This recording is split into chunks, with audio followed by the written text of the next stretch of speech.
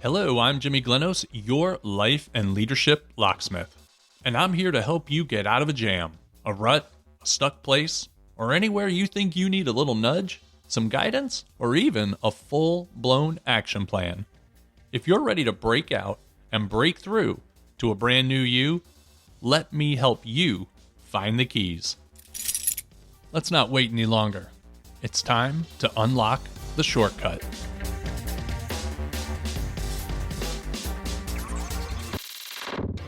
Hello, I'm Jimmy Glenos, the life and leadership locksmith, and welcome to Unlock the Shortcut. Stop expecting so much from your employees, your family, and yourself. It's a waste of time and a perpetual fountain of disappointment. It sounds ridiculous, right? But hear me out. I'm not suggesting you lower the bar of what you'd like to see happen in those around you, and I'm certainly not asking you to stop pushing yourself to higher and higher levels. What I am suggesting is that you consider the success rate of your past expectations and the effect they have on you and the people in your life. Expectations are those silent setups that fill you with anticipation and hope, but ultimately result in disappointment, or at best, nothing at all. That's a roller coaster ride nobody asked for. As an example, if someone meets our expectations, we're likely not to have an emotional response because the other person did exactly what we thought they would do. But if they miss our expectations, we will be disappointed and possibly even angry, disrespected, or devalued. That sounds like a recipe for repeated disaster and growing feelings of imposter syndrome. So, like I said before, stop expecting so much from others. It's a waste of time. Now I can hear the rebuttal already. You've lost me, Mr. Shortcut Man. I can't just let everyone do whatever they want, leaving me to deal with it and bear the brunt of their shortcomings. That's ridiculous. People need to be responsible and accountable. I totally agree. People do need to hold accountability.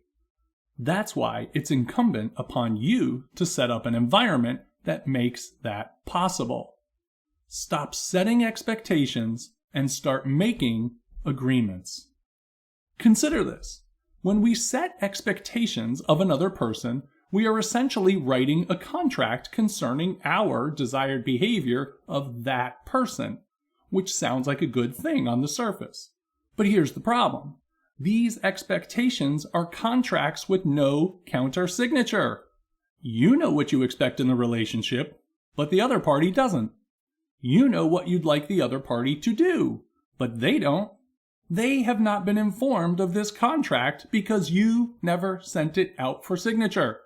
And since most people are not mind readers, they have no idea about your expectations. Now, you may think that your expectations are agreements. After all, you gave your employee the job description when you hired them, and you've probably offered feedback and delivered performance reviews. All fair points. But those things happen only occasionally, not regularly.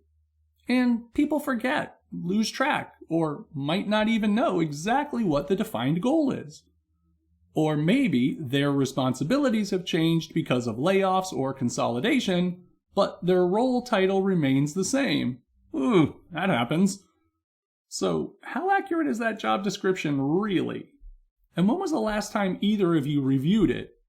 Probably a good idea to do that semi-annually if you're going through a lot of changes. But for now, let's focus on agreements. When you make an agreement, everyone knows exactly what needs to happen. It's clear, it's clean, and it doesn't leave room for ambiguity. No more silent scripts running in the background, no more mental games, no more hoping they'll just know. Agreements bring accountability into the picture, and everyone's on the same page. Sounds great, right? But where to start? If you're not quite sure how to make an agreement, simply start with your expectations. And that shouldn't be too hard since that is how you've been running these many months and years anyway. You've got loads of expectations stored up in your head. Now it's time to do a Vulcan mind meld, or something like that. All right, now that you have identified a specific expectation, instead of hoping someone magically picks up on it, state it clearly to the other party. But be careful about how you express yourself in these agreement conversations. You don't want to come across as too bossy or insensitive. So try the following. Instead of, I expect you to keep me updated, say, let's agree on weekly updates. Now you could leave it at that, but if that sounds too vague, specify the timing and format. Can we agree to a weekly update every Monday at 10 a.m. covering progress and any challenges? This agreement creates clarity around frequency and timing, making it highly actionable. Or, if you expect better communication, try this.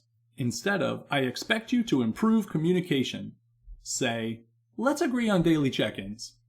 Now, the phrase improve communication can seem broad, so turn it into a clear action.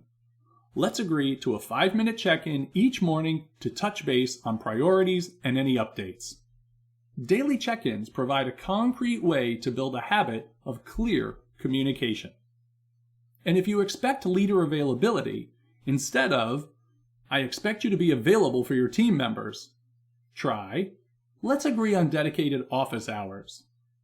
Now, in this case, general availability can lead to burnout or unclear boundaries, so let's make it more specific. Let's agree on office hours every Tuesday and Thursday from 2 to 4 p.m., where team members know they can reach you for questions. This defines availability in a manageable way that's clear to everyone. Great! You've converted your expectation into an agreement. Once stated, ask them if they understand and affirm they can meet the standards of this agreement. If so, your contract is signed. Now you're both on board and ready to meet success. People tend to do what they say they're going to do when they have a clear agreement, especially when they have a hand in defining the goal.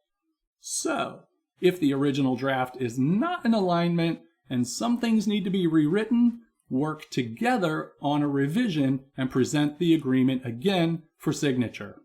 Now you've consummated the contract. People tend to do what they say they're going to do when they have a clear agreement, especially when they have a hand in defining the goal. So if the original draft is not quite in alignment and some things need to be rewritten, work together on a revision and present the agreement again for signature. Now you've consummated the contract.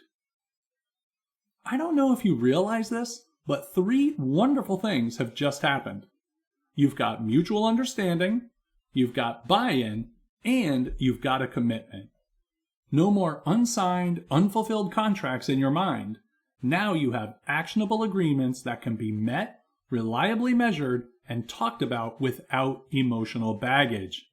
Talk about a win-win-win situation. Now I know we've concentrated on workplace agreements, but if you'd like to enhance other areas of your life, you can use this same technique of dropping expectations and making agreements with loved ones in your life to avoid the slow erosion of trust. But please do this with great care and compassion. You don't want to make your relationship seem transactional.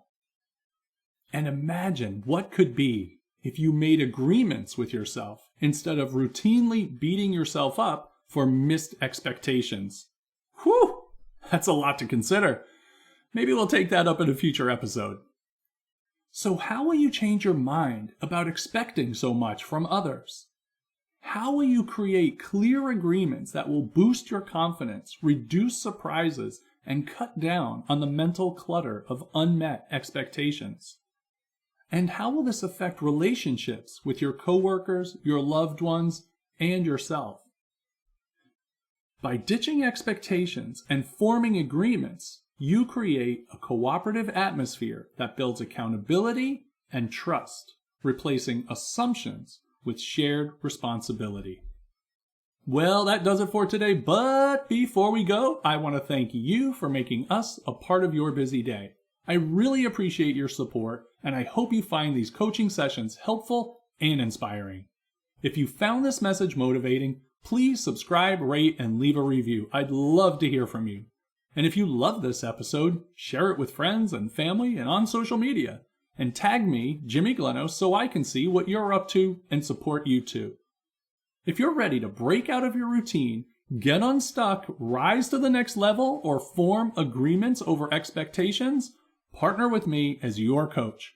I'm here to guide and support you on your journey to better health, wealth, leadership, and relationship.